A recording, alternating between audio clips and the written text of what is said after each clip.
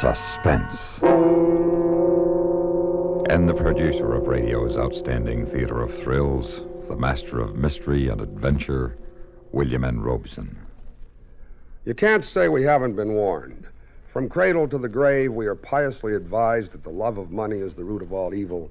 We are urged to be moderate in all things, and we are reminded of the futility of greed by aphorism and fable. But it doesn't do much good, for there seems to be a little larceny lurking in the best of us, and one place where it's sure to show is at the roulette table, around which the action of our story revolves tonight. Listen then as John Lund stars in Win or Lose All, which begins in exactly 1 minute.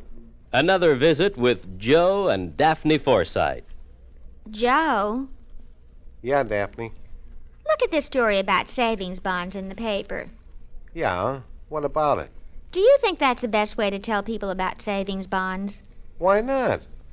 Look, see, it says here that savings bonds are a guaranteed investment. Right now, they pay off at the rate of $4 at maturity for every $3 invested. You're not convinced? Mm-mm. Why not? No salesmanship. No salesmanship? What more do you need to know? Why, right now, more than 8 million Americans are buying saving bonds regularly through the payroll savings plan. So? So what? That's what I say. So what? Now, look, Daphne, if millions of Americans are convinced that saving bonds are their best investment, not only financially, but for the future of their country, what the heck is bothering you? Well, I think they could sell a lot more with salesmanship. You know, slogans and jingles. Listen, if you're spending more and saving less, try a savings bond. Oh, boy. Or maybe savings bond pay good, like an investment should. Daphne. You get a lot to like in a savings bond. Interest, earnings guaranteed. Wow. Well, did I sell you? Yeah, but I forgot what it was you were selling. Savings bonds. I'll take 100. Oh, Joe. And now, Winner Lose All, starring John Lund. A tale well calculated to keep you in suspense.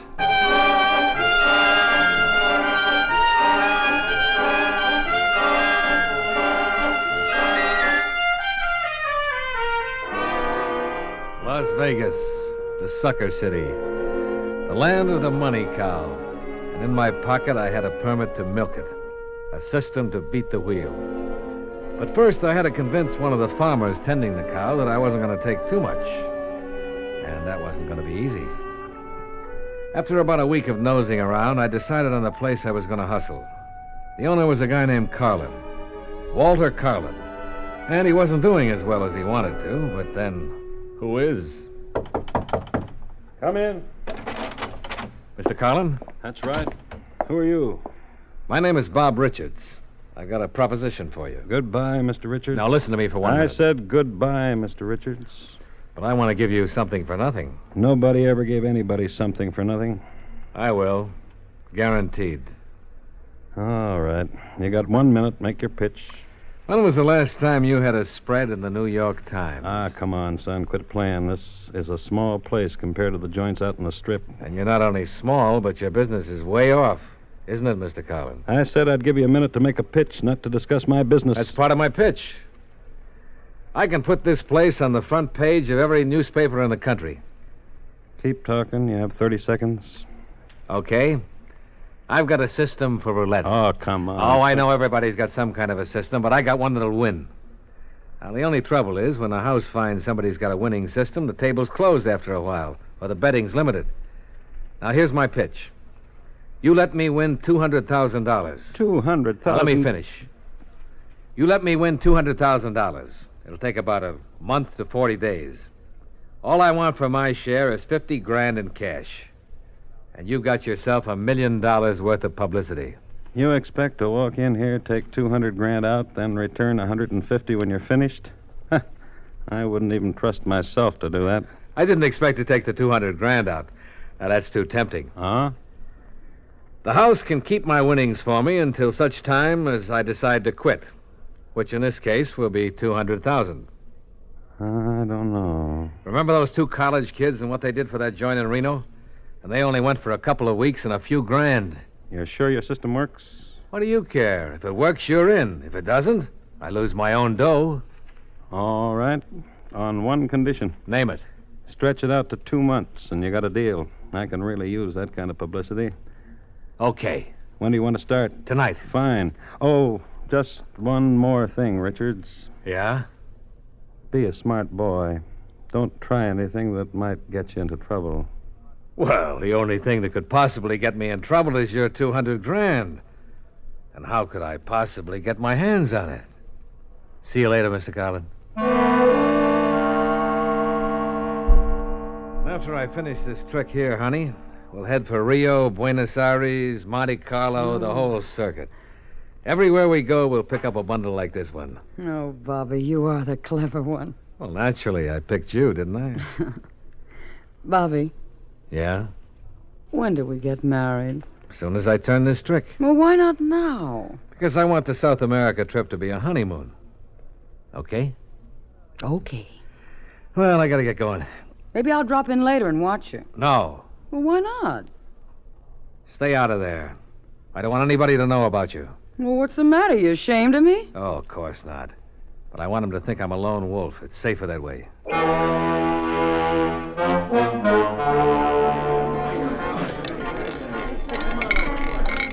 Be there, baby. Be there. 24, Blackie. Hey! That'll cost you $1,080, Tony. Yes, sir, Mr. Richards. You've got a real hot streak going. A real hot streak.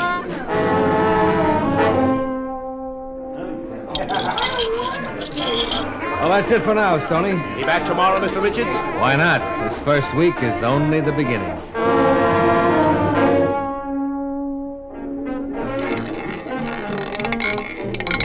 00 green. Pay me. I guess I'm just lucky, Stoney. Just lucky. Here are the figures for the week, Mr. Carlin. You want detail or a quick rundown? Just a quick rundown. Okay. This is for the 3rd week of operation since the kid came in with his system. Mm-hmm. He's into the house for about $83,000. Got it? In that same period, our gambling gains have doubled. The bar is 500% over, and see right here, the morning business is almost triple what it was 4 weeks ago. Mm-hmm. Oh, there's another magazine crew coming in to do a layout this evening, too. Well, take care of them. Give them everything they want and don't let them spend a dime. Mhm. It's cheap enough for the publicity we're getting.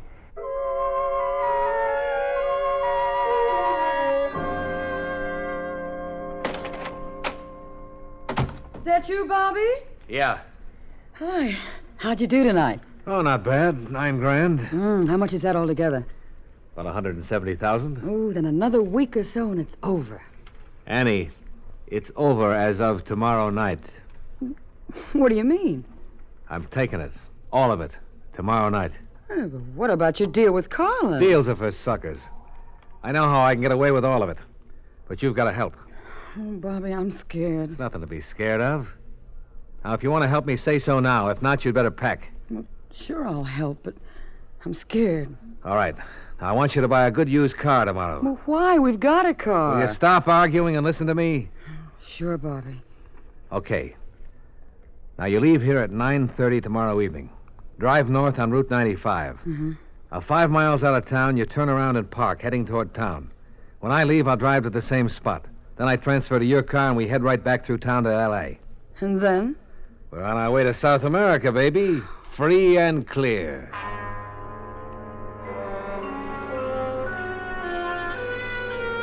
You couldn't really call it a gamble. It was a cinch bet. And the power of the press cinched it. I tipped Wally Campbell of National News Service to be at the joint that night with a photographer, and I was all set to make my play. Aren't you going to bet this one, Mr. Richards? Huh? Oh, yeah. 20 on black, 10 even, and 10 on the first 12. Thank you. All bets down. Here we go. Hiya, Bob. Oh, hiya, Wally. I'll be with you in a minute. Oh, by the way, I want to introduce you to Mr. Carlin. He owns this place. Mr. Carlin. Yeah? This is Wally Campbell of the National News Service. Oh, how do you do? Hello, Mr. Carlin. 8, black even. Well, I guess that does it. Taking a break, Richards? No, Mr. Carlin. No, I quit. Huh?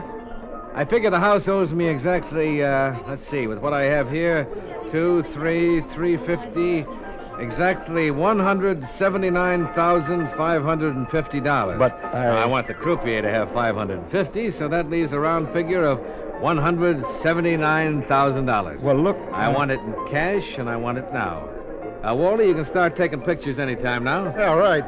Hank, come on over here and set up, will you? Stoney, the table is closed. Yes, sir. Look, I want to... What are you trying to pull, Richards? I'm not trying to pull anything. I just want my money, that's all. Why, you lousy double-crossing chiseler, I'll take... Wally, over here, will you? Yeah, what do you want? Mr. Carlin wants to make a statement. Huh? Go ahead, Mr. Carlin, make a statement.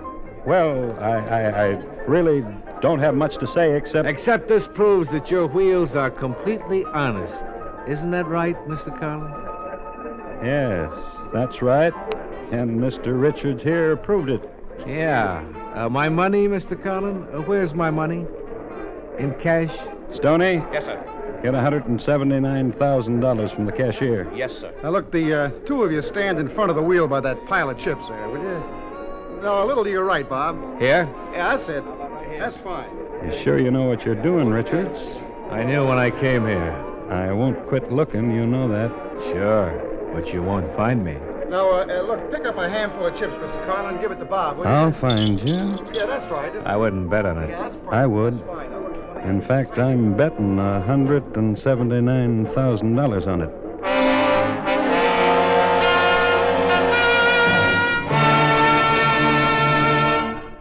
In a moment, we continue with the second act of Suspense. The Evolution of a Medal. In 1847, during the war with Mexico, Congress established a citation award for conspicuous service by members of the United States Army. This was the Certificate of Merit, strictly for Army enlisted men. In 1891, almost a half-century later, non-commissioned officers became eligible to receive the certificate. No medal went with this award until 1905, when a coin-shaped medal in bronze bearing a Roman eagle was approved and adopted. The suspension ribbon was vertically striped in red, white, and blue. In July 1918, Congress abolished the Certificate of Merit, replacing it with the Distinguished Service Medal and the Distinguished Service Cross. The medal is awarded for exceptionally meritorious service to the government, while the cross is reserved to honor extraordinary heroism in connection with operations against an armed enemy. Before the Certificate of Merit was discontinued in 1918, 1,211 enlisted men had received the award. Given in recognition of gallantry in action or exceptionally meritorious service during time of peace, the Certificate of Merit retains an important place among America's historic medals. And now, starring John Lund, Act Two of Winner Lose All.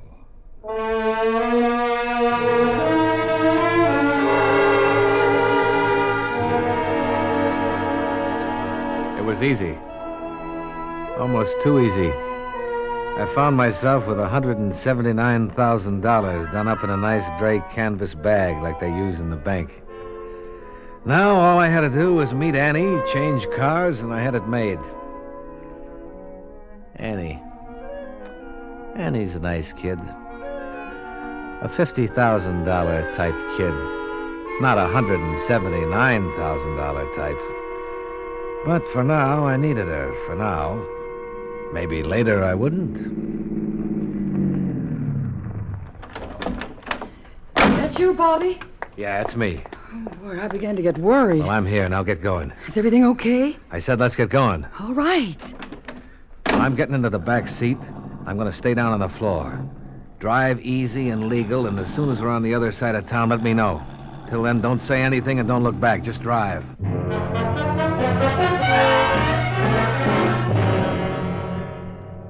This car was found north of town about 5 miles out. I guess he got into another car there. Well, then where'd he go? Name it and you can have it. Tonopah to Reno, Barstow to L.A., Purdue to El Centro to Mexico. Mm-hmm. Well, what do we do now? Find him. Nobody suckers me, nobody. Call the boys in Reno, Carson City, Frisco, L.A. Tell them I want Bob Richards. Tell them I want him bad. And alive.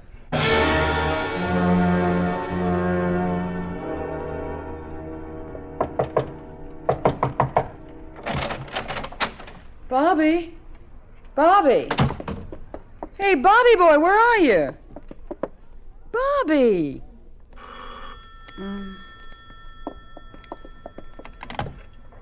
Hello? Yeah, hello. This is the Apex Travel Service. We're calling Mr. Richards to confirm his reservation for one on the 8:55 Transpolar Flight 358 to Paris. Pardon me? Mr. Richards, his reservation for tonight. Oh, for two? No, for one. I said, for who? Oh, Mr. Richards. What room did you want? 214. Well, this is room 212. You got the wrong room. No, I'm sorry. Oh, Bobby boy. Bobby boy, what a rat you are. Annie, what are you doing here? I told you to stay in your own room. Yeah, but I got worried. About what? About you. Oh, I can take care of myself now. Hello. Yes? Yes. Right. Thank you. Who is that? The airport reservations desk, confirming our reservations for tomorrow's flight to South America. Tomorrow? Yeah, 9 a.m. Now go back to your room and I'll see you on the plane tomorrow. I'll wait till the last minute before I board. Just playing it safe, you know? Bobby, where's the money? In a brand new suitcase stashed in one of those 24-hour lockers at the airport. You don't miss a trick, do you? I can't afford to, honey. Now be a good girl. Run along. I'll see you on the plane tomorrow morning. So long, Bobby. So long, Annie. See you tomorrow. Yes, Bobby. Tomorrow.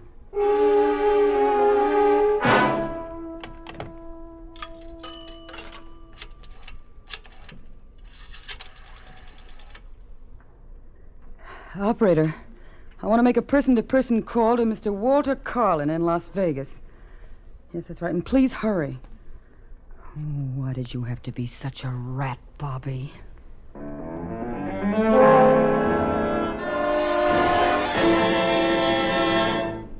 In a moment, we continue with the third act of Suspense. We have together ample capacity and freedom to defend freedom. This is NATO, the North Atlantic Treaty Organization. In addition to the obvious military organizations and commands of NATO, civilian council committees under the International Staff and Secretariat are constantly at work coordinating political affairs, information services, economic matters, production, logistics, scientific affairs, civil emergency planning, and financial problems concerned with the maintenance of this vast and vigorous alliance. The United States of America is a part of NATO. You should be aware of and alert to the objectives and programs of the North Atlantic Treaty Organization. And now, starring John Lund, Act 3 of Winner Lose All.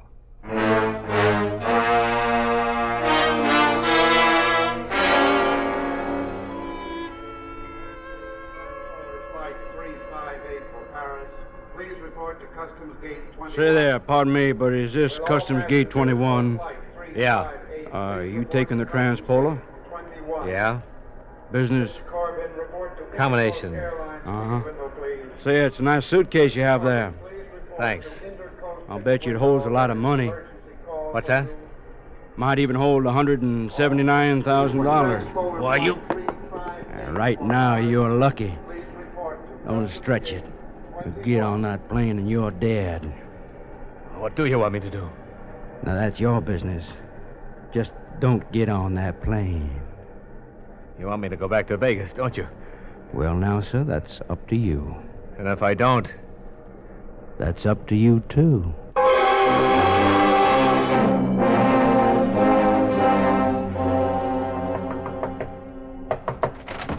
Let me in, quick. What's the matter, Bobby? You look pale. They found me. Who found you? Carlin. I don't know how, but he found me. Where'd they find you, Bobby? At the airport? Yeah, they found me. What did you say? They found you at the airport, didn't they, Bobby? Getting on the Paris plane just as I told them to.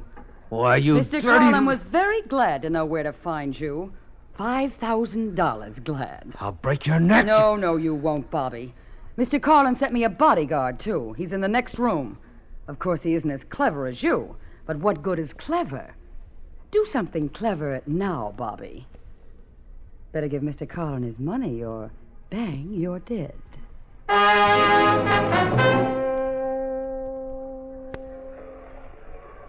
You got a bus that goes to Mexico? Not direct. You change at San Diego for San Isidro, and you get a bus San Isidro to Tijuana. Fine. How soon does it leave? About an hour, 11:55 p.m. Okay, give me a... Bang, you're dead. Get on that bus and you're dead. Leave me alone! Like I said, don't stretch your luck.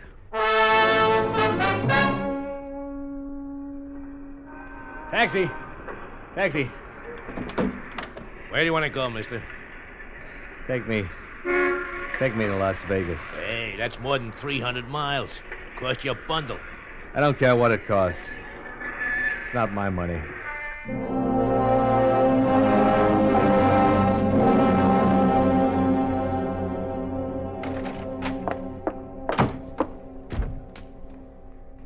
Well, here it is, Carlin. I spent about $1,000. No, Bobby boy, I don't want it this way. What? Not this way. Well, then how? Go downstairs to one of the roulette wheels and start playing. What, with your money? That's right. But don't bet more than $50 at one time. You got a system? Lose with it. Lose the whole 178 grand. But that'll take months. That's right, Bobby boy. Months. But think of the publicity I'll get.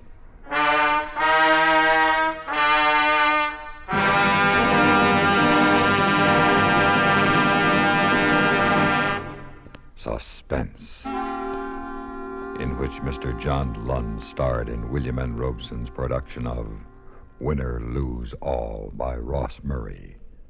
Supporting Mr. Lund in Win or Lose All were Rita Lynn, Lou Merrill, Eddie Marr, Jack Crucian, and Sam Pierce. Listen.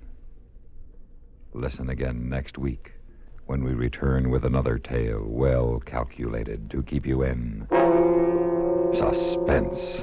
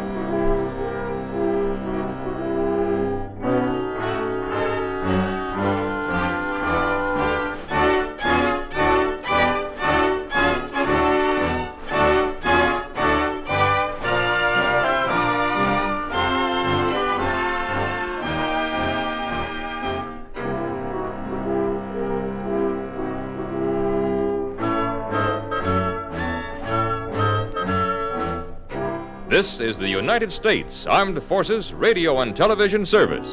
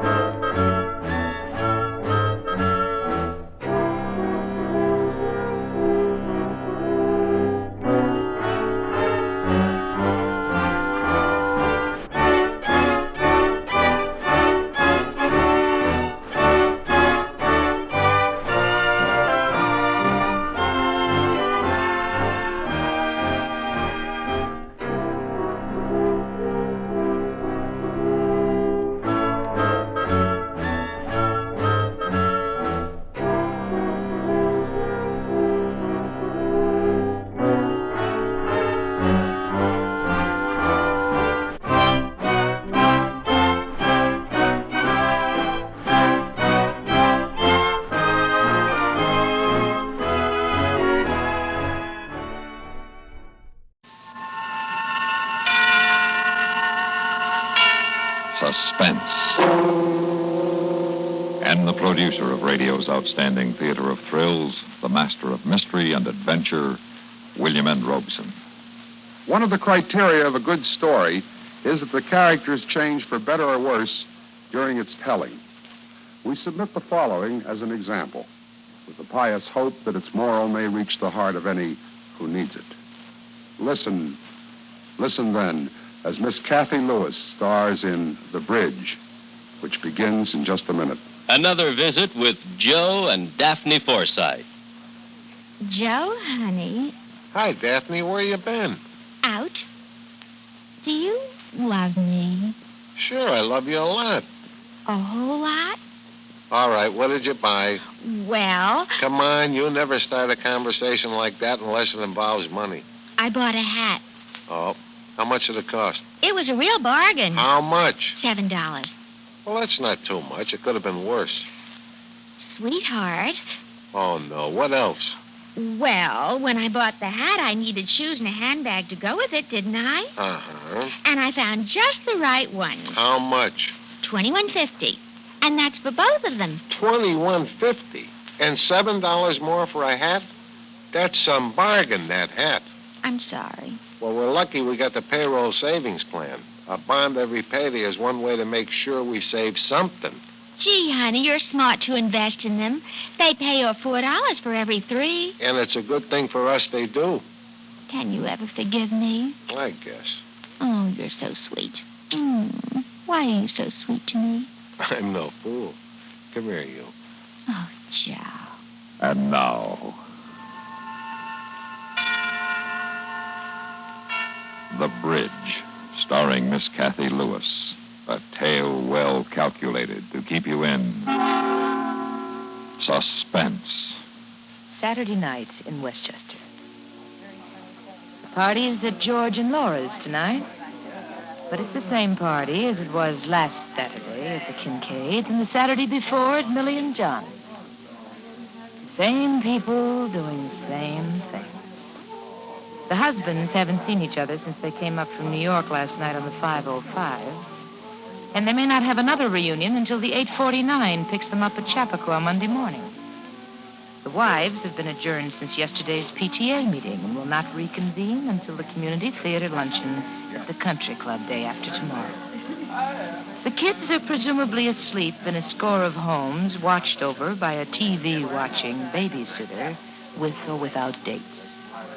Saturday nights in Westchester. Togetherness in Westchester. Hey, Liz, what are you doing over here in the corner all by your little self? Thinking? Never heard of such a thing. How about a fresh drink? No, thanks. Come on, Liz, live a little. I'm fine. Dance? Well, that's about all a host can offer with a guest's husband in the room. I doubt if he'd notice. Huh? Who is she, George? She?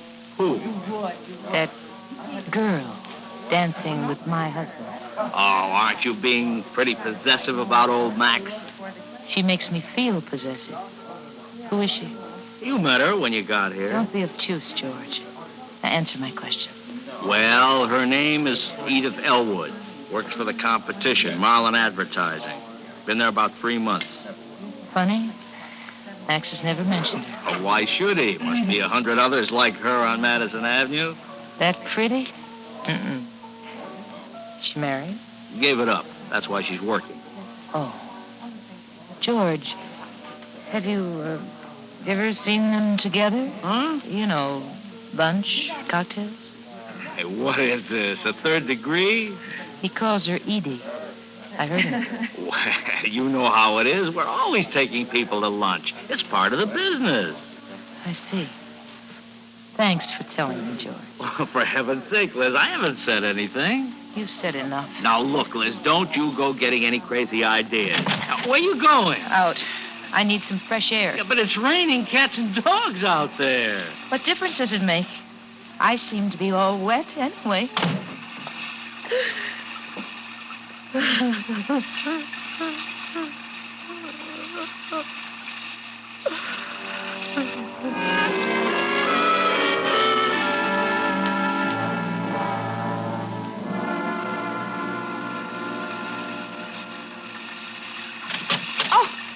Oh, it's raining, Max. Stand close to me under this awning. You won't get wet. Like this, Max? Mm-hmm. Like this. Oh, I adore the rain. So rainy. It was raining the day we met. Remember, Edie? Yeah. In front of 485, you stepped off a curb practically up to your knees. That's because I was looking at you instead of where I was going. Oh, you poor boy. You caught an awful cold. Now, isn't that just like a woman? I'd forgotten all about it. Hey, somebody else out here. Where? Speak up. Friend or foe? It's me, Max. Oh, Liz. What the devil are you doing out here by yourself? Would it be all right if I were out here with someone else? Perhaps I'd better go back inside. Edie, wait a minute. Is your wife getting in your way, Max? Now, what kind of a remark is that? I couldn't help overhearing. Oh, that was just party talk. Was it? I remember that cold. I remember it very well. It almost turned into pneumonia. I'd forgotten. I haven't. What's the matter with you tonight?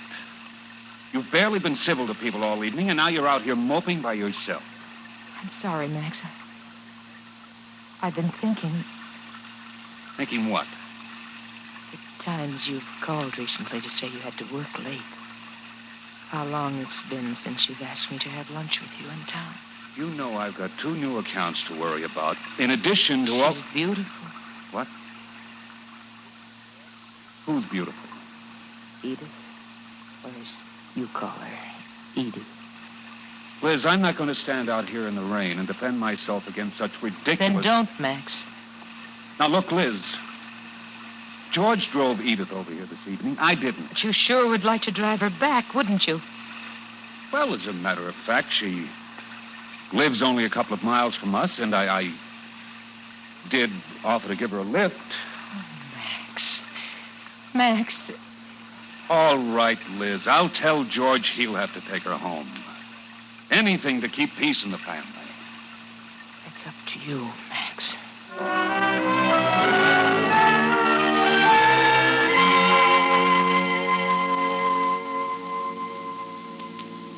I don't know what I'd have done if you hadn't given me a lift, Max, with this rain and all. Oh, no trouble at all, Edie. Edith. Max tells me you don't live very far from us, Miss Elwood. Yes, that's right. I was very fortunate to find a house right on the river. I should think an apartment in town would be more convenient to your work. Yes, but I just love to be outdoors. And if I do say so myself, I have a green thumb with roses. Max is good with roses, too. I get stuck myself. Sorry. Please slow down a little. I'm only doing 35. Oh, that's too fast for this narrow, twisty road in the rain. And there's that bridge at the bottom of the hill. Liz, will you pipe down and let me do the driving? Or maybe you'd rather walk. Maybe I would. I think you're a wonderful driver, Max. I didn't say he wasn't. But you don't know this road like I do. And neither of you know it as well as I do. I could drive down this hill with my eyes closed. Max! Max, look out!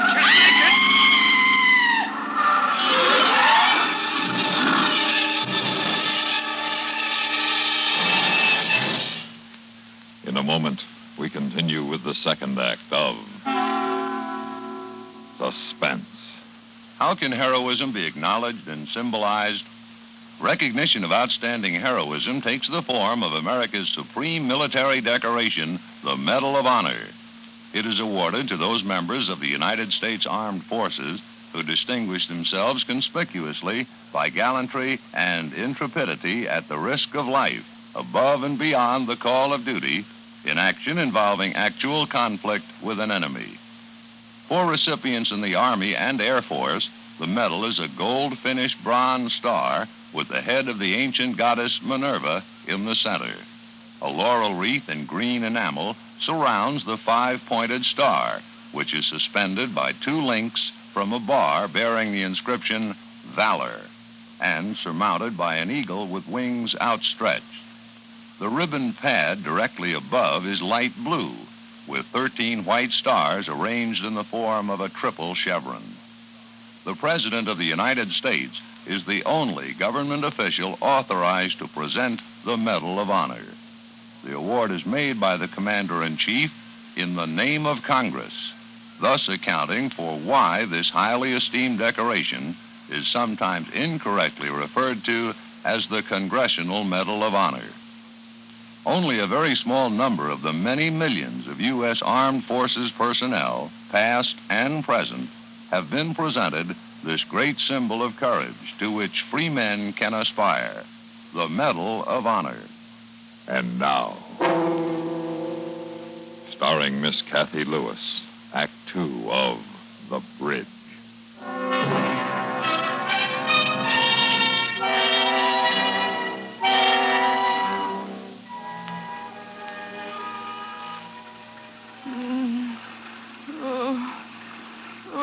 We're alive. We're still alive. Look! The river. Must be 40 feet down there. And we're hanging right over it. We're going to fall. Any second, we're going to fall. I'm sorry it's all my fault, Liz. If I hadn't been driving like an idiot. We're alive. That's all that matters. Max. Yeah. Look, the headlights. They're dimming. Short, probably. There they go. So dark. Me out here. I've got to get out. Edith, stop it. Keep your hands off that door. There's nothing under you but water. There's a car coming. Across the bridge. They'll see us. Oh, they've got to see us. We're down here. We're down here. They can't see us, Edith. We're hanging at least 10 feet below the floor of the bridge. Come back. Come back. They couldn't have seen us even if our lights had been working. There'll be another one come along. We're falling. Oh, we're not. We slipped a little, but whatever we're caught on is still holding. There's a flashlight in the glove compartment. You're closest to it, Edith. I don't know where to look. It's so dark. Here. I'll get it. Let me have it, Liz. I'll see if I can tell what's holding it.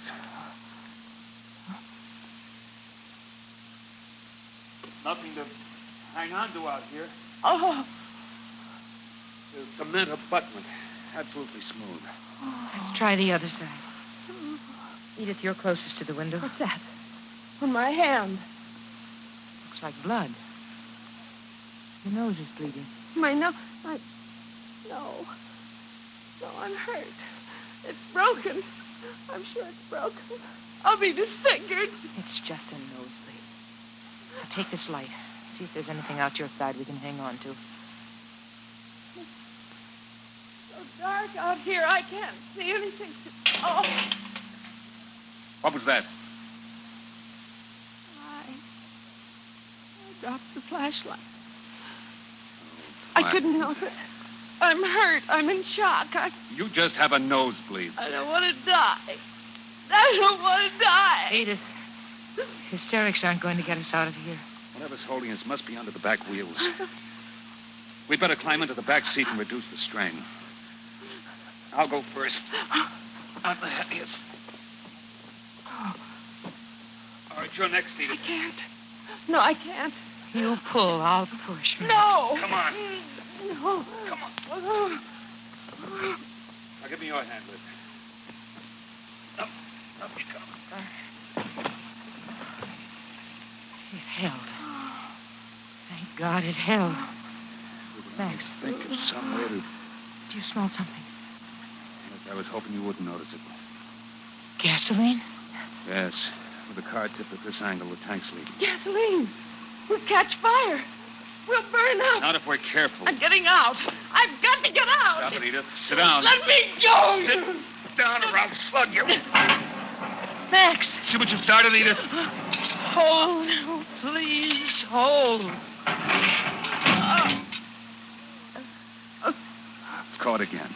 For how long? It'll slip again and then we'll all be drowned. Shut up, Edith. Shut up! In a moment, we continue with the third act of Suspense. Another visit with Joe and Daphne Forsythe.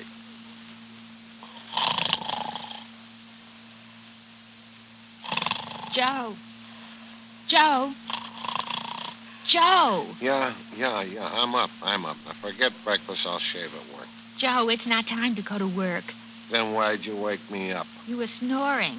How about that? You were snoring loud. Oh, really? I just wanted to quiet you. I thought I was quiet. You sounded like a buzzsaw going through a pine knot. Pretty good. I wish I could be with you at 2:30 in the morning. You can go back to sleep now. Oh, gee, thanks. You can get a good night's sleep, too. Our savings bonds will protect us. Huh? The money we invest is used to protect our country and its freedoms. Why, all around us we can see the safeguards that our bonds have paid for. How about that? So, you see, when you buy that savings bond with every paycheck, you're really investing in a secure night's sleep. Not in this house, I'm not. What? Good night, Daphne. Good night, Joe. And now, starring Miss Kathy Lewis, Act 3 of The Bridge.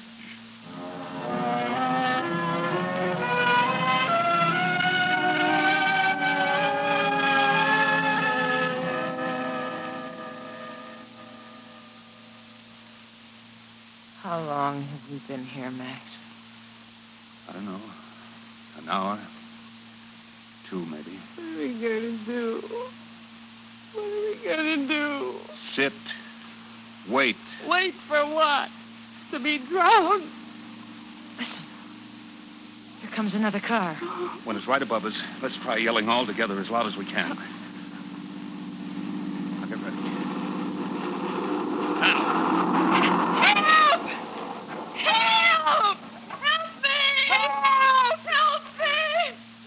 Please help me! Save your breath, Edith. They didn't hear us. They've got to hear us. No, they didn't. We just have to wait for the next one. Wait for the next one. I'm too scared to wait for the next one. So am I, Edith.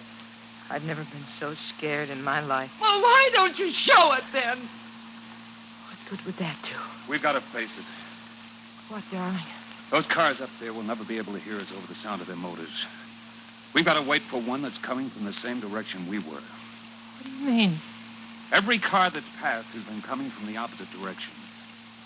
They can't see the hole in the guardrail where we went through. But a car coming down that hill the same way we were would pick it up in their headlights. Somebody's got to come along sooner or later. Let's hope it's sooner. It'll be too late. Max, I have an idea.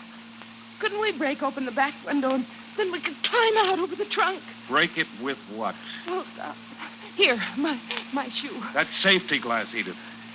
It'll take a ball-peen hammer to crack it. Oh. Max, how is the window put in? Got a metal strip all around it, held with screws. Would the strip come out if you removed the screws? Probably, but they take a special screwdriver. And we haven't any screwdriver. I have a nail file in my purse. Nail file. It might work on a Phillips screw. Here we are. Is it working?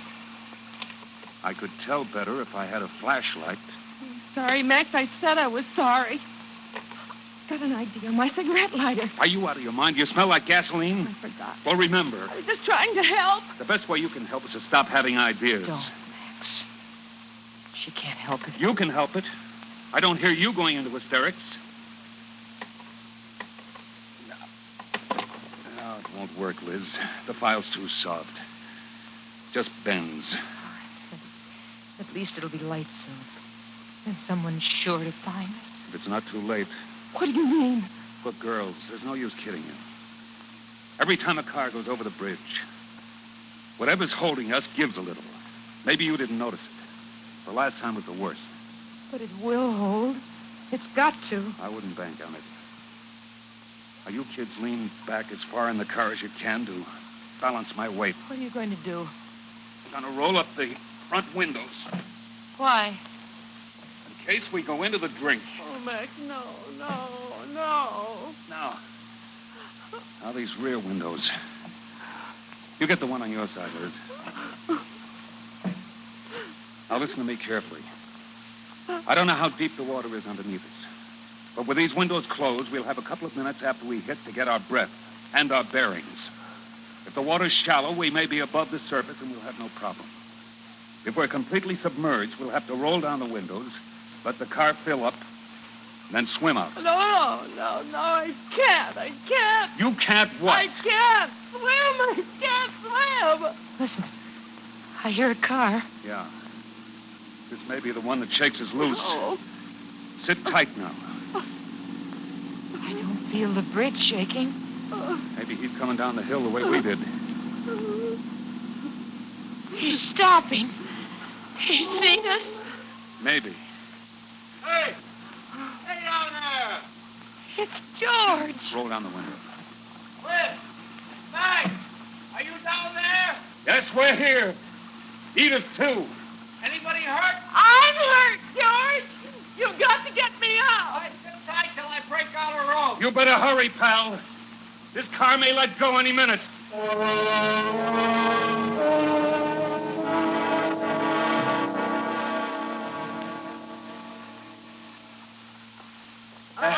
Atta girl. Now, just a couple more feet, Edith. I can't, That's George, it. I can't. Yes, you can. Here, give me your hand. How you coming, Liz? Fine. Need a hand?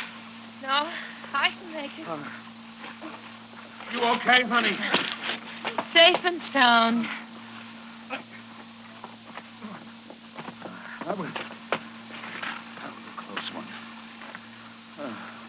How in the world did you ever come looking for us, George? Oh, your babysitter got worried when you didn't get home. She phoned me. Oh, bless her. Are you all right? Yeah, Liz and I are fine. But you'd better get Edith to a hospital. She's had a nosebleed. Come on, George, please take me away from this awful place.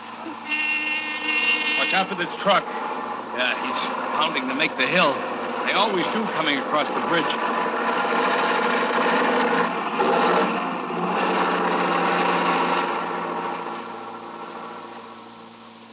George, flash your light down there. Max, look.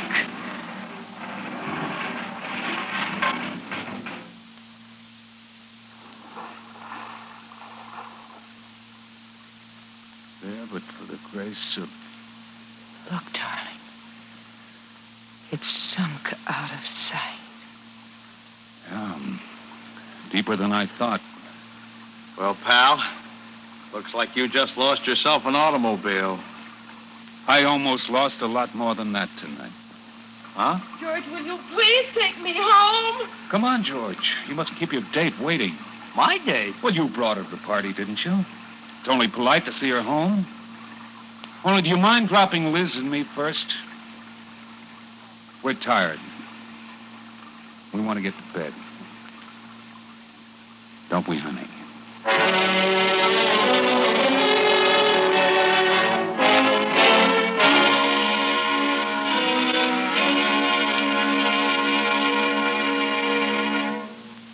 Suspense, in which Kathy Lewis starred in William N. Robeson's production of The Bridge, written by Alan Botzer and Mr. Robeson. Supporting Kathy Lewis in The Bridge were Virginia Gregg, Jerry Hausner, and Bill Quinn. Listen. Listen again next week when we return with another tale well calculated to keep you in suspense.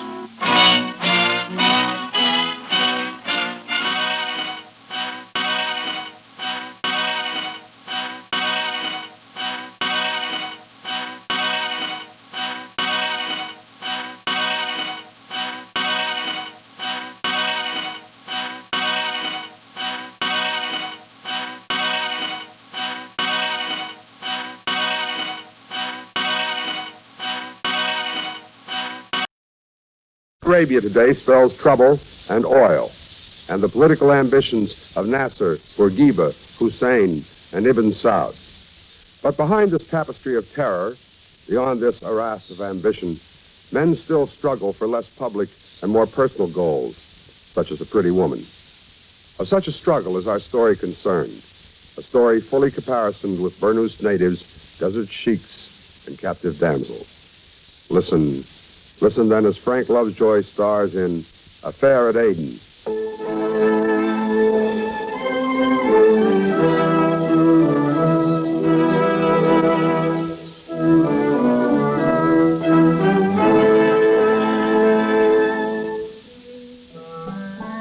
I lay flat on the ridge back of the rocks and watched the Arab guards a quarter mile down the slope below me as they lounged in front of the gate to Fahad's tribal fort. Before dark, I had to be past those guards and inside that gate. I had to find Beth Tashara.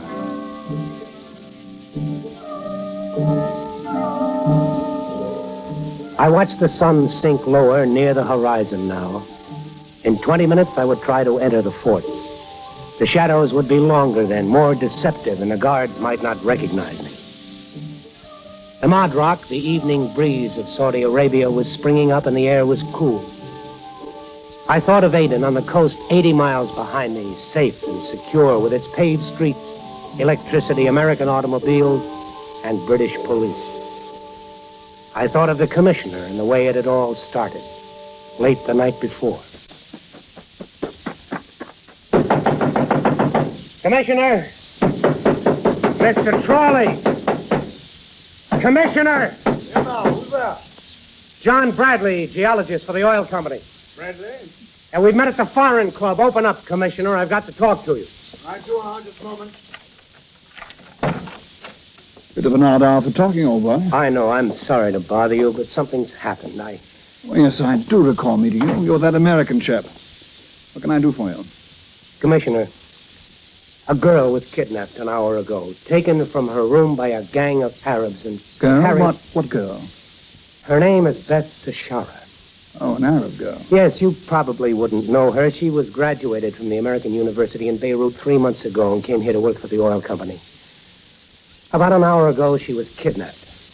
Yes, go on. Well, her roommate just told me about it. They locked the roommate in the closet when they took Beth. She just now managed to get out. Tell me, Mr. Bradley. Oh, yes, Bradley. Who are they?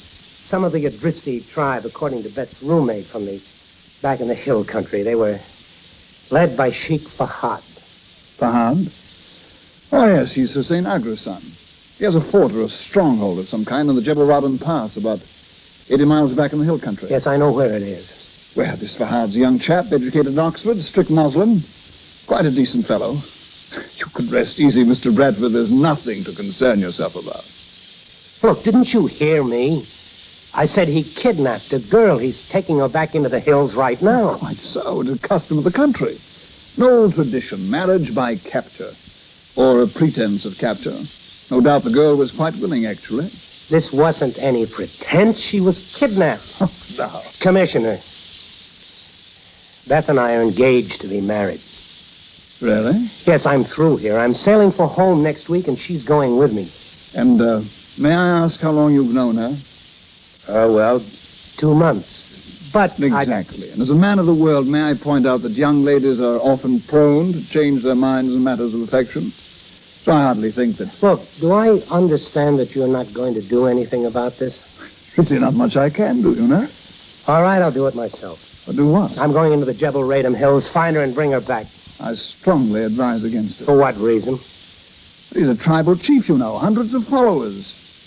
He might make it a bit sticky for you. That's my problem. Don't worry about it. Sorry to have bothered you, Commissioner. No, not at all, old boy. Always glad to... Thanks for your help. Impetuous fellow. Bredman, was it? Bradburn? Oh, well.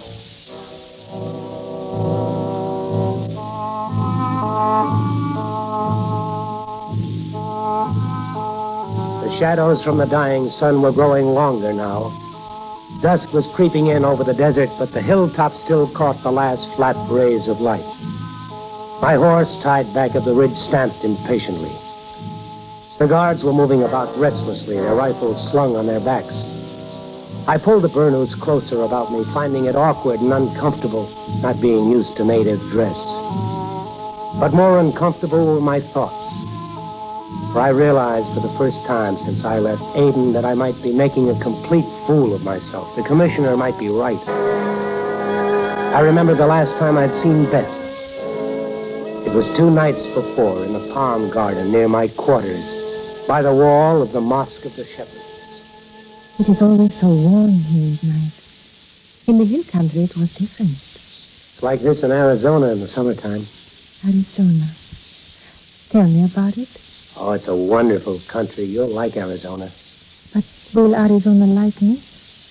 That is important, too. Oh, sweetheart. Nobody could spend 10 minutes around you and not like you. That's how long it took me. You are so beautiful, Johnny. Beautiful? Because you make me feel beautiful inside. Like when I hear camel bells way far off in the distance, or come to an oasis late at night, see the fires where the people are camping, and hear them singing in the dark. It all seems so long ago. Everything is different now. Why?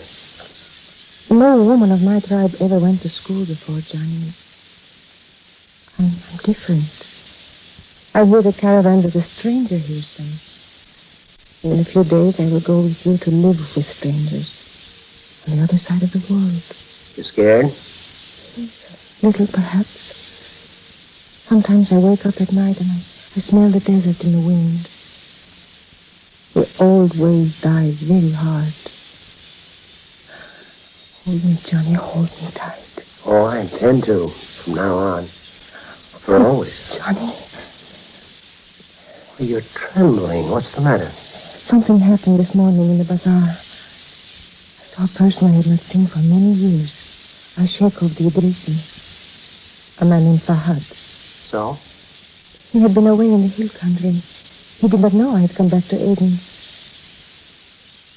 Johnny, I was promised to him. What do you mean? Arrangements were made by our fathers when I was 10 years old. Such things are done among the tribes. Well, did you tell him? I mean, about us. I was too frightened to say anything. He called me little bride. Then he laughed and he rode on with his men. Well, that's nothing to be frightened about. Johnny, you do not understand. The men of my people are different. The woman does not have the same rights, the privileges. Well, in a week, you'll have all the rights and privileges of an American wife. Oh, Johnny. Hold me. Hold me tight and don't ever let me go.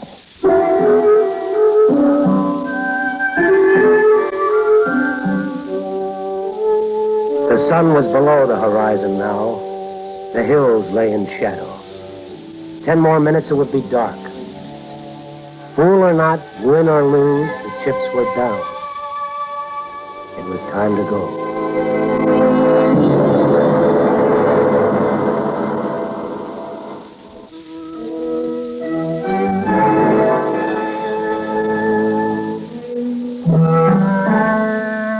It was time to go. I mounted my horse, pulled my headcloth up to hide my face, reached inside my robe and took out the roll of parchment scroll with its long crimson streamers of silk, the mark of the desert curate. My whole plan depended upon getting into the fort without being stopped outside by the guards. After that, I'd take my chances.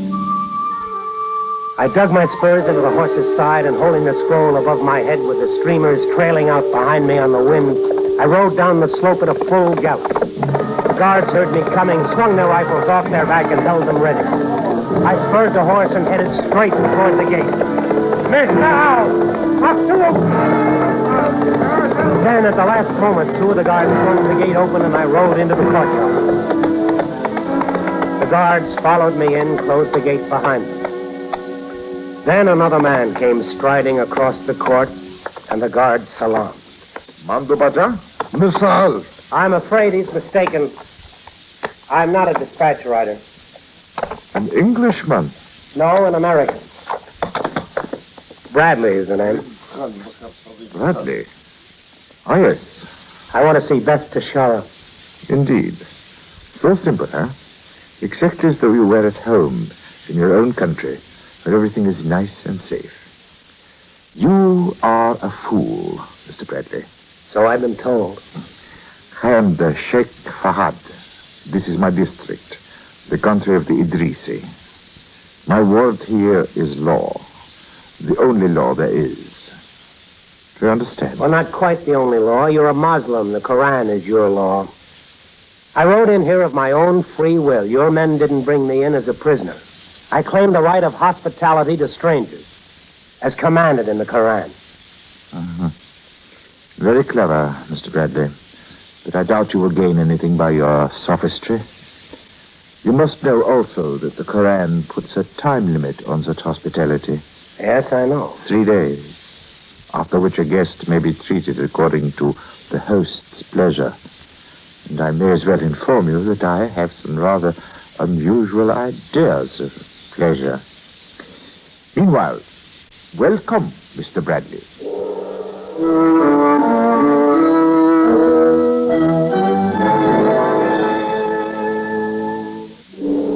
The guard took me to a suite of rooms lavishly furnished and left me alone. I stood at the window for a long time, looking out at the desert night, with the distant ridges black and pale silver in the moonlight. I knew Beth was somewhere in the fort, and I had to find her and talk to her. Just a minute. What do you want? I'd say you come. Come where? You come now. All right. Let's go.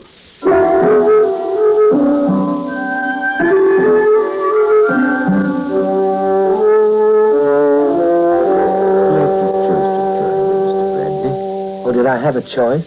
Well, naturally. Dinner is never a compulsory affair for a guest. Of course, I could have arranged something more elaborate if I had known you were coming. If you'd known I was coming, I wouldn't be sitting here now. That is quite possible. Although the more I consider it, the more the situation intrigues me. Now, look, you know as well as I do that... Relax. You Americans are so headstrong. The British I can understand. But I confess I find you chaps a bit unpredictable. Even irrational, you might say. Amusing, however. Oh, yes, we're real clowns. Of course, it is possible you may not be a typical specimen. Every country has its fair share of rash fools. But somehow here comes our other guest. There. I imagine this may be a bit of a surprise to her. Good evening, my dear. Won't you join us? I have already told you. You all right, Beth? Yes, You should not have come here. I shouldn't. You're not being very hospitable, my dear. And Mr. Bradley has, I might say, demanded my hospitality by taking advantage of a passage of the Koran which was written, I'm inclined to suspect, in one of the Prophet's less inspired moments. However, inshallah, so be it, for the traditional 3 days. Afterwards, well, that will depend on my disposition at the moment. Tell him about our plans, my dear. What plans, Beth? What is he talking about? You will have to forgive her. The natural modesty of a young girl in love. Beth and I are being married tomorrow. A lovely addition to my household, don't you think so, Mr. Bradley? Johnny, I find her completely fascinating. Of course, I will have to compromise a bit with tradition, I imagine. Beth would hardly be satisfied with all the old ways. But since she, too, is willing to compromise... Well, my dear? Is it true, Beth? Well, are you going to marry him? Are you? Yes. I'm sorry, Johnny. You should not have come here. I'm going back to my quarters. I don't feel very well. Beth, wait. I want to talk to you. But I was sorry, Johnny. There is nothing more to say. I told you. The desert ways die hard. Go back to Aden. Forget about me. Goodbye, Johnny.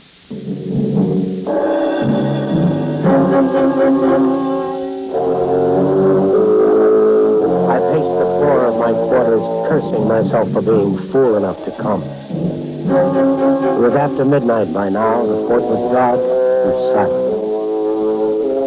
I'd gotten in safely. Now, to get out. I moved quietly to the door and listened. There was no sound outside. I turned the handle slowly. The door opened, and there in the corridor stood a veiled woman. You are very foolish, Mr. Bradley. Everybody is telling me that. Should I know you? No, I am Tara Dalisi, wife of Fahad. Wife? Yes, at present his only wife. And I would prefer it to remain so. Sorry, I'm out of it. Better go talk to Beth DeSharon. Why? I've got nothing to do with it now. If that's what she wants, it's her business. What she wants. Did Fahad ask what she wanted? What do you mean?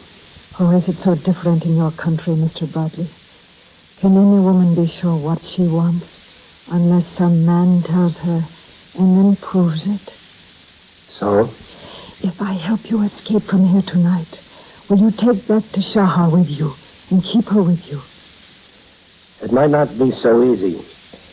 She may not want to go. What she wants. What do you want, Mr. Bradley? All right. You've got a deal.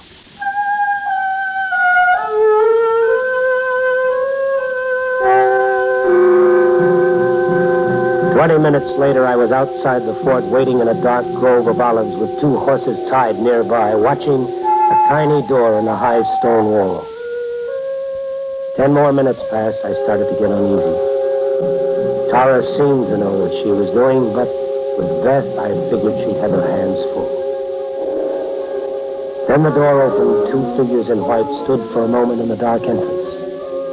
And one of them hurried toward me. The door closed. I stepped from behind the tree. Beth. Johnny? Over here. Hurry. There's really no need to hurry, Mr. Bradley. None of us is going anywhere. Tara really shouldn't have encouraged you to wander around in the night air this way, my dear. Your hands, Mr. Bradley. Put them up, please. I can't argue with a gun. Mm-hmm. Very wise of you. Especially since you've seen fit to forsake my hospitality. You see, I'm no longer obliged to treat you as a guest. What are you going to do, Fahad? What would you do, Mr. Bradley, with a man who took advantage of your generous nature and attempted to plunder you of your most prized possession, who pretended... Oh, stop, what are you doing? Just this.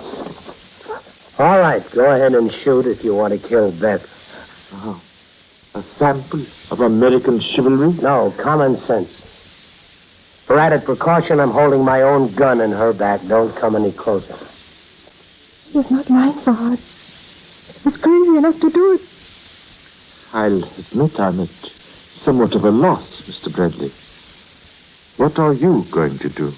I'm leaving here on those horses. I'm taking Beth with me. You try to stop us, I'll kill her. And gain what? Nothing, but I won't lose anything either. You've never intended to let me leave here alive. At least I'll take her with me, one way or another. You must be insane. Also practical. Because you'll never convince her people that you didn't kill her. I know what a blood feud means in this desert, so do you. Now, do you want one on your hands? Or do you turn around and walk back to that fort and let us go? I think perhaps you're mad enough to do it. I'm mad. Plenty mad. All right, make up your mind. Well, there are, after all, a rather large number of women in this world. But a man has only one life. And if he's sensible, he prefers to keep it as peaceful as possible. Good night, Mr. Bradley.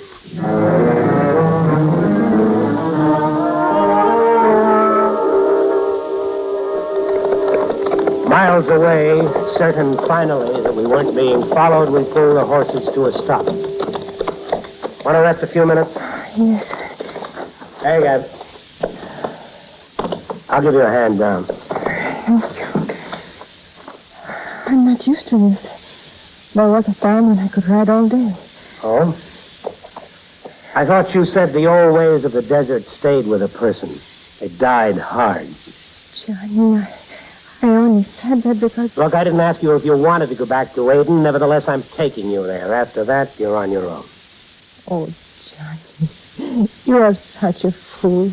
Well, you too, I only said what I did tonight because of you. If I had not agreed to marry him, Fahad would have had you strangled before morning. Because of me? I love you, Johnny. So much so that I would rather you had shot me back there when you threatened to. And to leave me with him. Come here, darling. Johnny. You know something, honey? I couldn't have shot you. I didn't have a gun.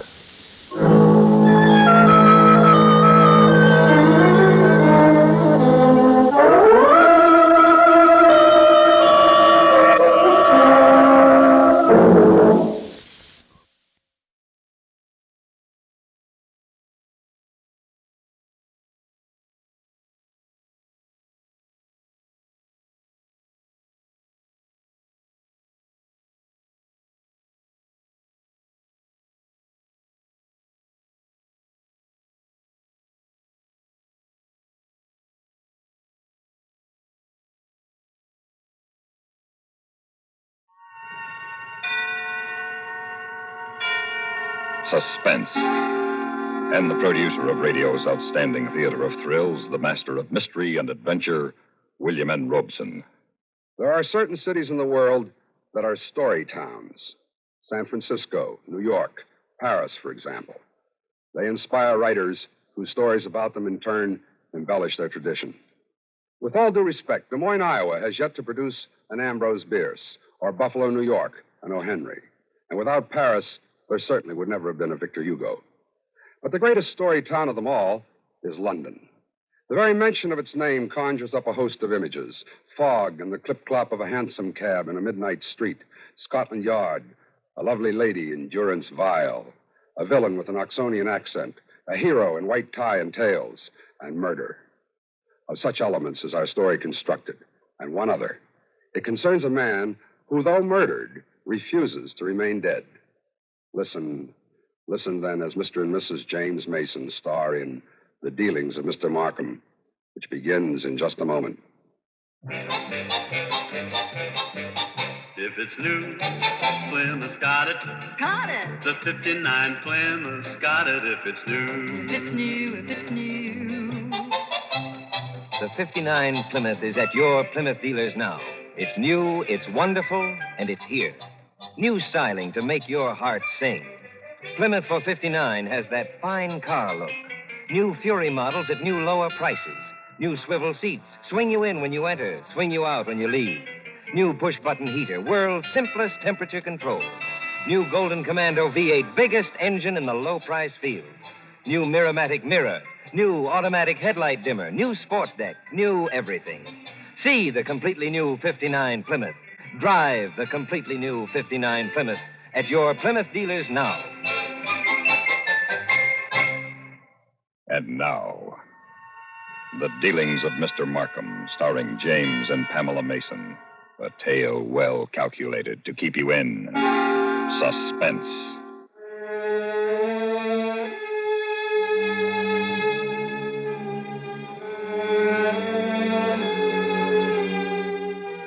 I make this deposition of my own free will, with the certain knowledge that Scotland Yard, without my assistance, could never have proven me a murderer. Since the fact of the matter is, I was the murder victim. You must know that some years ago in Bond Street, not far from Piccadilly, was a quiet little shop which was identified only by a small and very discreet sign which bore the words, Charles Markham, dealer in antiques. In the shadowy interior, beyond the mullioned windows, was a confusion of treasures, mostly genuine, and always the rustled ticking of 100 clocks. Late one summer evening, when the shutters were long closed on those windows, a hansom cab turned into the foggy, gaslit street and came to a halt in front of the shop. That's all, cabby. You needn't wait. Very good, miss. Good night. Good night. He must be here. He must be. I won't go back to that place. I'll kill myself first. Look here, old man, you needn't... Oh. I beg your pardon. And I beg yours. I'm not the person you were expecting, am I? No, madam. As a matter of fact, I was expecting a police officer. A police officer? Merely an old friend who drops in now and then for some talk and a drink. You are Mr. Markham. Yes. My name is Markham. What can I do for you? I want to come in. I want to buy a present for somebody. Really, madam? It's nearly midnight. Surely tomorrow morning. Oh, that'll be too late. This is a special occasion. It's a birthday present, you see. A birthday present. I've got to deliver it at breakfast.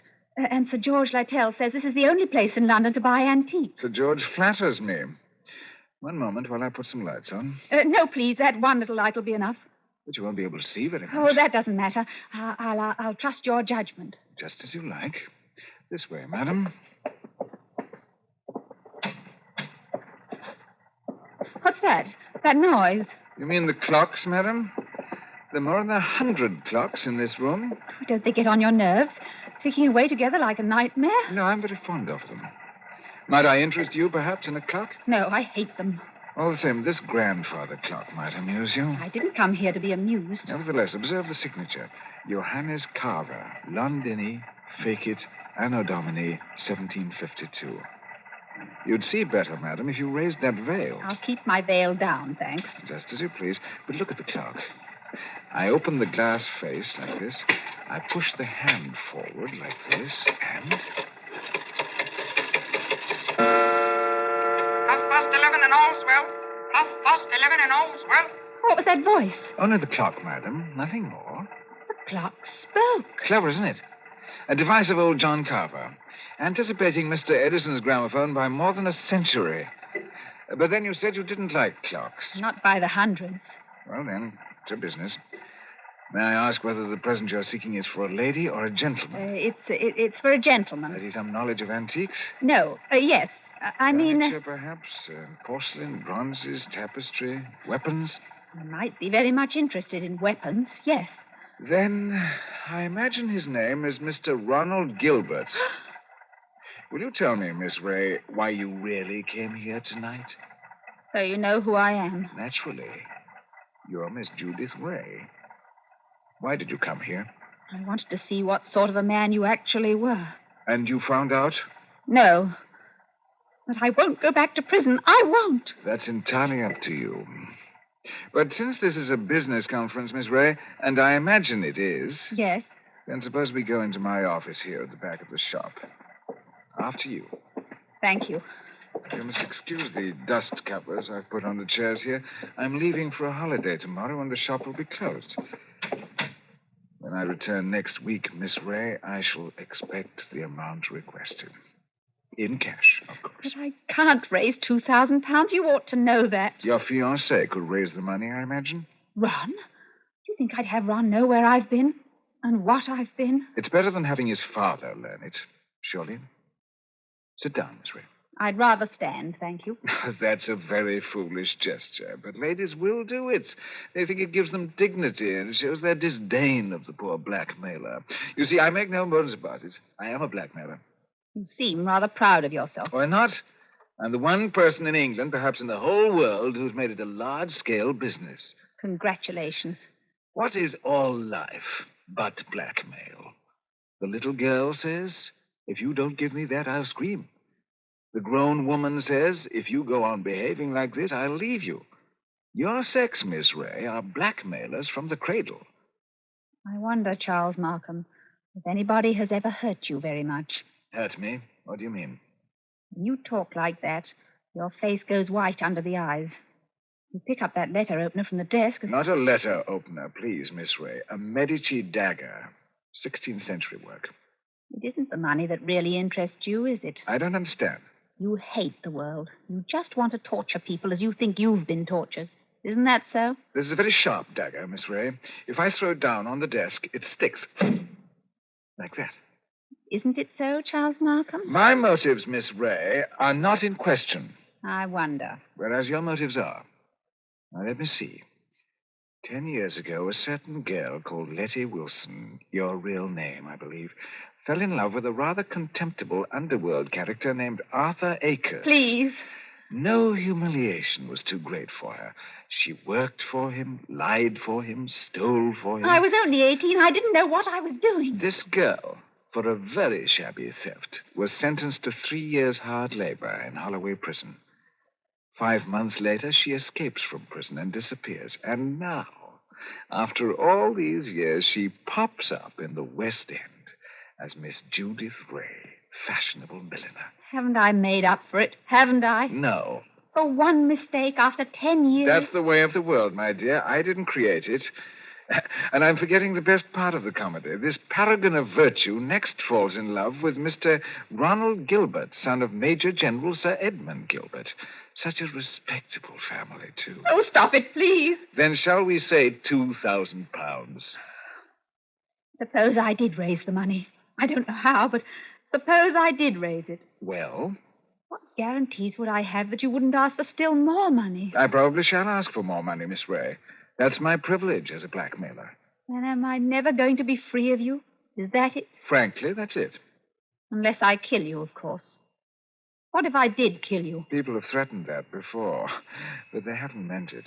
Maybe I mean it. Well, we can easily test you out. There's a sharp knife stuck in the desk in front of you. I'm going to get up and deliberately turn my back on you. Like this. Be careful, Charles Markham. As a student of human nature, I'm curious. How much will you risk to keep this secret? Have you the courage to kill and risk hanging? Yes, I think I have. Oh, what was that? Aren't you glad you held back at the last moment, Miss Ray? I said, what was that? That, my dear, was the front doorbell. Probably my friend Inspector Ross from Wigmore Street Police Station. Come in, old man. Make yourself comfortable. I'll be with you in a moment. You wanted me to try and kill you, didn't you? No, I was merely curious. And in any case, Miss Ray, it would have been useless to kill me. Useless? Why? Because I shouldn't die. Oh, don't talk rot. No, it's quite true. A man in my position must take certain precautions. If you killed me, I should be back to haunt you within half an hour. And I don't happen to be joking. Come in.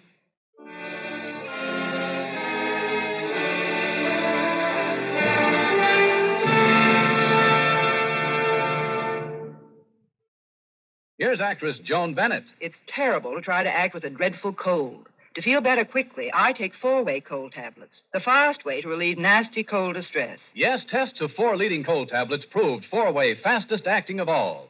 Amazing 4-way starts in minutes to relieve aches, pains, headache, reduce fever, calm upset stomach, also overcomes irregularity. When you catch cold, try my way. Take 4-way cold tablets. The fast way to relieve cold distress. 4-way, 29 and 59 cents. Here's a word about another fine product of Grove Laboratories. Do you know you can actually improve the appearance of your hair while you free yourself from itchy, unsightly dandruff? It's true. Fitch Dandruff Remover Shampoo contains no harsh ingredients whatever, yet it reaches right down to the scalp to get rid of every trace of embarrassing dandruff. Guaranteed with just one lathering. And note this. Fitch shampoo can also make your hair much brighter, as much as 35% brighter. So remember this about Fitch shampoo. It positively removes dandruff, as it definitely acts to brighten hair. Use it regularly. And now, starring James and Pamela Mason, Act 2 of The Dealings of Mr. Markham.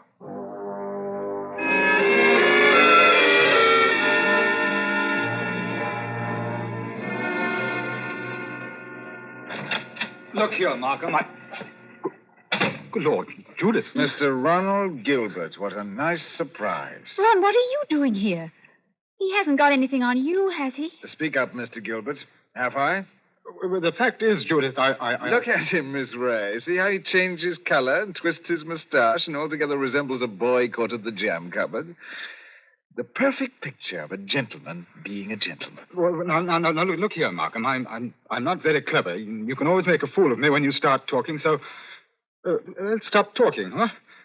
I brought the money. What money? My fee for keeping quiet about you. So you went to Ron, too. You told him about it. Naturally, in my business, it's good business to sell your wares in 2 markets, if you possibly can. How much money? Well, never mind, Judith. I hoped I could do this without your knowing. How much money?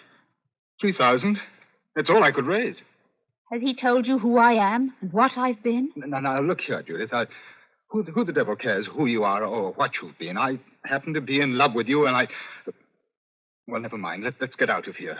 Ron, it's no good. He'll only come back for more money. Well, I know that, but what else can we do? Nothing, I'm afraid. May I have that envelope with the money, please?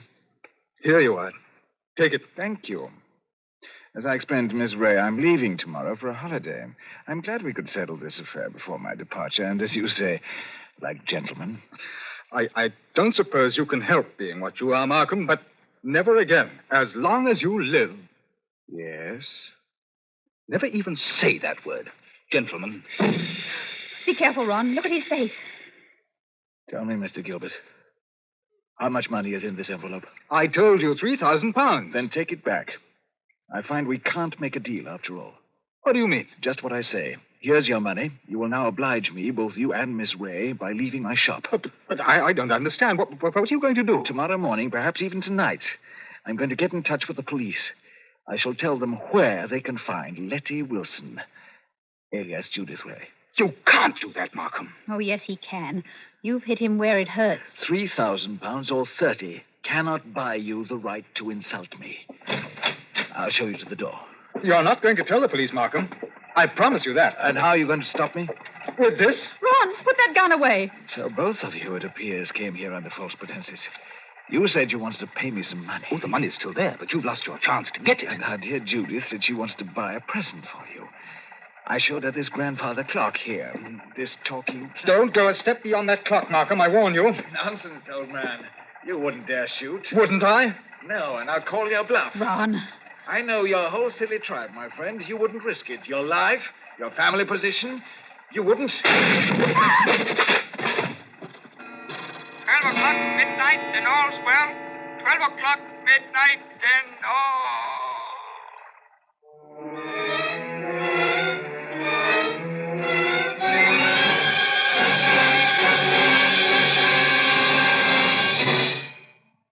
Who's ahead?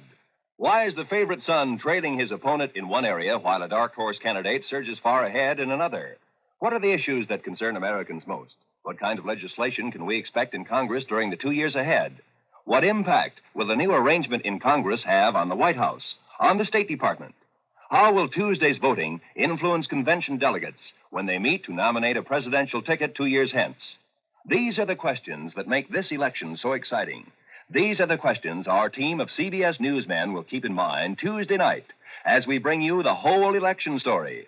Find out what's happening at the polls from CBS newsman Robert Trout. Find out why it's happening from CBS News chief Washington correspondent Eric Severide. Follow the election predictions made by UNIVAC, the famous electronic brain, as they're reported by Douglas Edwards of CBS News. Tuesday night on CBS Radio. And now, starring James and Pamela Mason, Act 3 of The Dealings of Mr. Markham.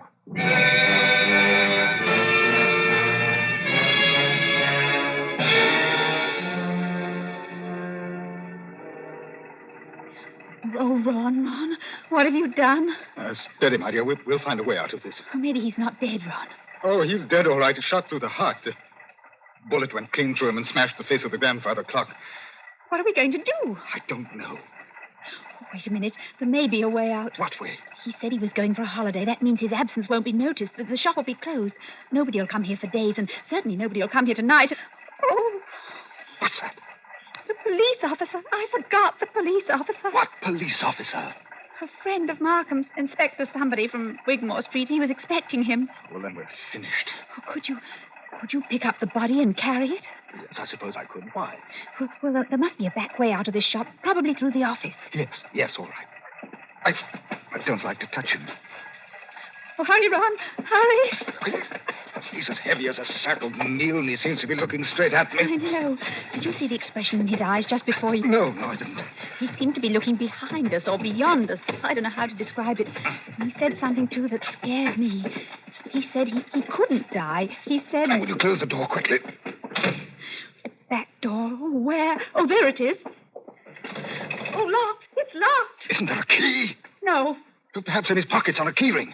Oh, there isn't time, Ron. The police, they'll break down the front door. I've got it.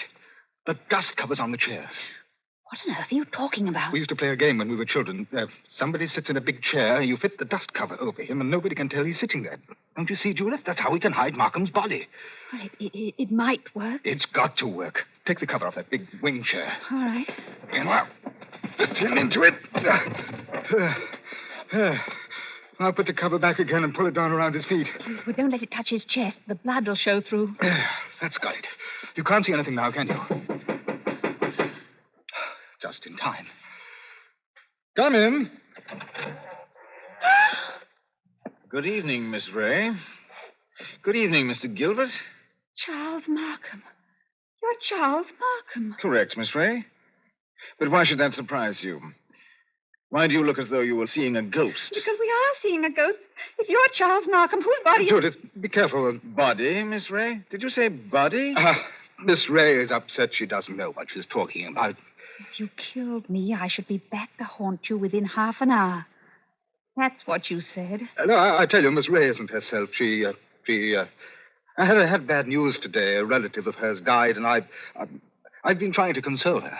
Did you think it would console her to bring her to my shop? Well, You must agree the situation's a little odd. I come in here and find you two looking as guilty as a pair of murderers in my private office in the middle of the night. Well, there's nothing odd about it. I wanted to buy Judith something. At midnight? Yes, why not? May I ask how you managed to get in? Oh, the front door was open. We just walked. If you wished to buy something, why not stay in the showroom?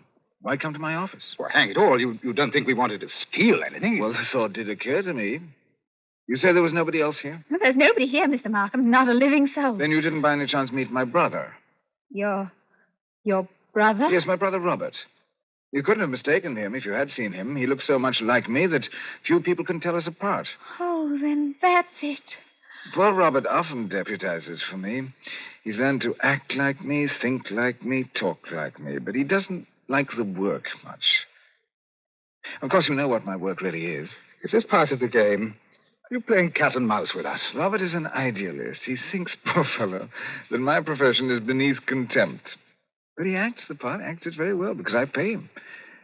And I find it useful to have a double who'll run risks for me. What have you done with the body? We haven't done anything with him. If you've killed Robert, my friend, you've committed a totally useless murder. Well, you don't see him here, do you? No. But I see his handiwork. Meaning what? I've warned him many times about throwing a knife down on a polished desktop. Those scratches on the desk are fresh scratches. Of course, if you give me your word of honor that he's not here... Well, of course he's not here. Well, in that case, all we can do is sit down and make ourselves comfortable. You sit over there, Mr. Gilbert, and you, Miss Ray, how about that wing chair by the window? I prefer to stand, thank you. And perhaps you don't mind if I sit in the wing chair. It's a very comfortable one. My brother Don't always sit says... there. So that's it. Yes, that's it. It is rather a thick chair. I press against the dust cover. What's the use of going on with this? I killed him. You admit that? Yes, I admit it. But Judith had nothing to do with this. I swear she hadn't. My telephone, you notice, is against the wall. I shall have to turn my back to you when I ring. Ring where? Wigmore Street Police Station. Give him a chance. Please give him a chance. Hello, operator. I want Regent 0586. I won't let them take you, Ron. I won't. No good, Judith. I killed a man. I meant to kill him, and that's all there is to it. Very sensible attitude, my friend. And if the lady has any idea of flying at me with that knife, just notice what I've got here. A .32 revolver, one chamber fired. Picked up off the floor in that other room. Oh, hello. Wigmore Street Police Station. For the last time, Mr. Markham, won't you give him a chance? Be quiet, Miss Ray. May I speak to Inspector Ross, please? Hello, Inspector. Charles Markham here. I understood you were going to drop in and see me tonight. Oh, I see. Well, naturally, business before pleasure. As a matter of fact, I rang up to make sure that you wouldn't come here tonight. Now, I've got a lot of work to do. I'm leaving for Eastbourne early tomorrow morning. Let's make it some other time, shall we? No, Inspector. It's very quiet hereabouts. Quiet as the grave, you might say. Never known such a peaceful night. Goodbye. Why did you do that? Is this some more trickery? Trickery? How can it be? I don't know. That's what I'm asking you. I should call it generous when I let my poor brother's death go unavenged. You're not doing this without a reason. Naturally not. Has it occurred to you, either of you, that I might not want my business dealings revealed in court? What are you driving at? Has it also occurred to you that a man's double, who looks exactly like him and shares all his secrets, may become a danger rather than an asset? You're glad he's dead. Not glad, but definitely relieved. Now, look here. You can't get away with this. Get away with it, sir? Aren't you forgetting that you are the murderer? Well, then what are you going to do? It's very simple. We three, in an unholy partnership, will dispose of Robert's body. Or would you rather hang? He's got us, Ron. There's no other way. How can we dispose of the body? It seems worse than killing him. It's filthy, cold. Come, Mr. Gilbert. There's no time for squeamishness. You should be grateful to me for assisting you in the disposal of the evidence of your crime. Shall we get at it? And so, before the night was over, the body of my brother Charles was consigned to the ebbing tide of the Thames, never to be seen again. That's right, my brother Charles. Robert Markham did not die that night. I am Robert. I killed Charles. There were 2 shots that night. Gilbert fired and missed, and at the same moment I fired from the door of the office and did not miss. That was why my brother looked past those 2. He was looking into the barrel of my gun. I killed him to stop forever the wholesale blackmail that was poisoning the lives and breaking the hearts of 100 hopelessly frightened people. I destroyed his records, burned his correspondence, and assumed his identity, proud that I'd been of anonymous service to his many victims. Had I been my brother's twin in spirit as well as in body, that would have been the end of the matter. But Charles and I differed in this respect. He had no conscience. I could not forget that young Ronald Gilbert would live his life and go to his grave believing that he was a murderer. I brooded upon this for a long, long time, and at last have decided to make this confession, releasing him from his burden and assuming what is rightfully mine, the sin of fratricide. Further, deponent saith not.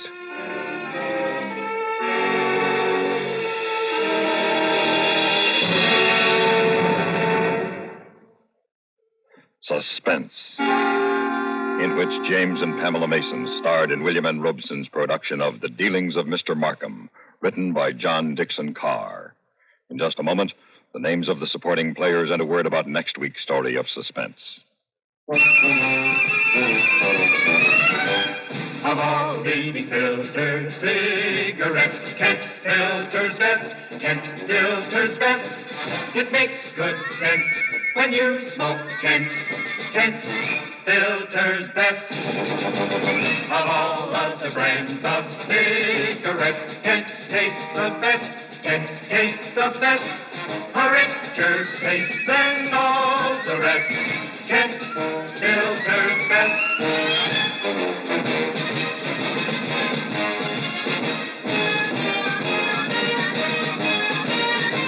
It makes good sense when you smoke Kent. Of all leading filter cigarettes, Kent filters best. Supporting James and Pamela Mason in The Dealings of Mr. Markham were Ben Wright and Dawes Butler. Listen. Listen again next week when we return with William Conrad and Charles McGraw in Two for the Road.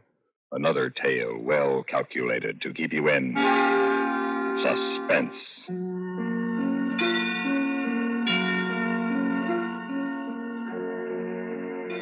Get the news first on the CBS Radio Network.